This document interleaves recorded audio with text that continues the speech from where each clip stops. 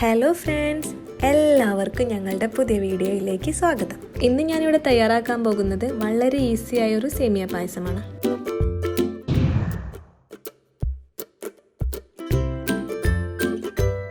അപ്പോൾ അതിനു വേണ്ടി ഞാൻ എടുത്തിട്ടുള്ളത് സേമിയ, പാല്, നെയ്യ്, ഏലക്കായ, ഉണക്കമുന്തിരി, അണ്ടിപ്പരിപ്പ്, പഞ്ചസാര, മിൽക്ക് മെയ്ഡ്.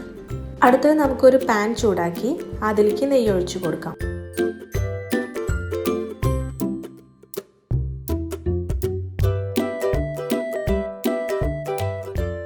ചൂടായതിനു ശേഷം അണ്ടിപ്പരിപ്പ് ആഡ് ചെയ്ത് കൊടുക്കാം.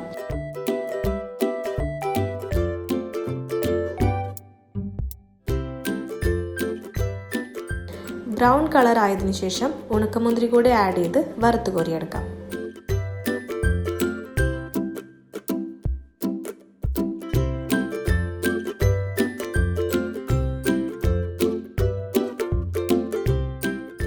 അതേ നെയ്യിൽ തന്നെ സേമിയ കൂടി നല്ലപോലെ വറുത്തെടുക്കാം.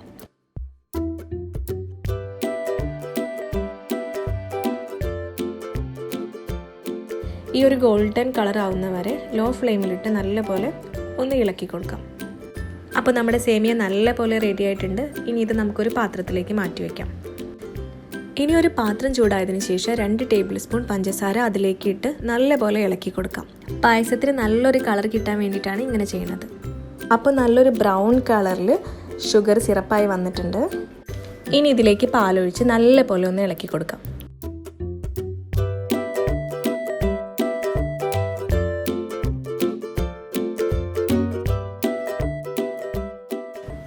പാല് നല്ലപോലെ തിളച്ച് വന്നതിന് ശേഷം നമ്മൾ നേരത്തെ തയ്യാറാക്കി വെച്ച സേമിയ നമുക്കിതിലേക്ക് ആഡ് ചെയ്ത് കൊടുക്കാം.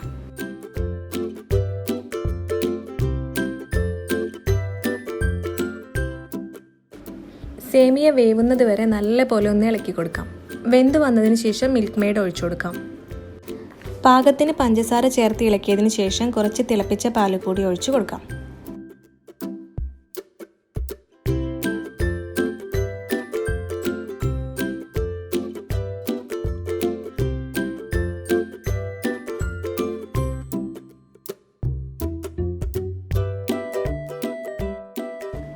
അപ്പോൾ നമ്മുടെ പായസം നല്ലപോലെ റെഡിയായി വന്നിട്ടുണ്ട്.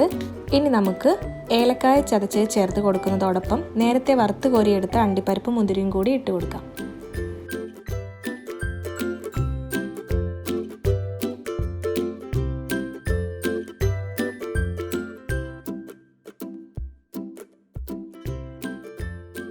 അപ്പോൾ നിങ്ങൾ എല്ലാവരും ഇതൊന്ന് വീട്ടിൽ ട്രൈ ചെയ്ത് നോക്കുക. ഇഷ്ടമായെങ്കിൽ ലൈക്ക് ചെയ്യുക, നിങ്ങളുടെ അഭിപ്രായങ്ങൾ കമൻറ്റ് ചെയ്യുക. നിങ്ങൾ ഈ ചാനൽ ആദ്യമായാണ് കാണുന്നതെങ്കിൽ സബ്സ്ക്രൈബ് ചെയ്യാനും മറക്കരുത്. കൂട്ടത്തിൽ ആ ബെൽ ബട്ടണും കൂടി ഒന്ന് എനേബിൾ ചെയ്തേക്കണേ. Thanks for watching.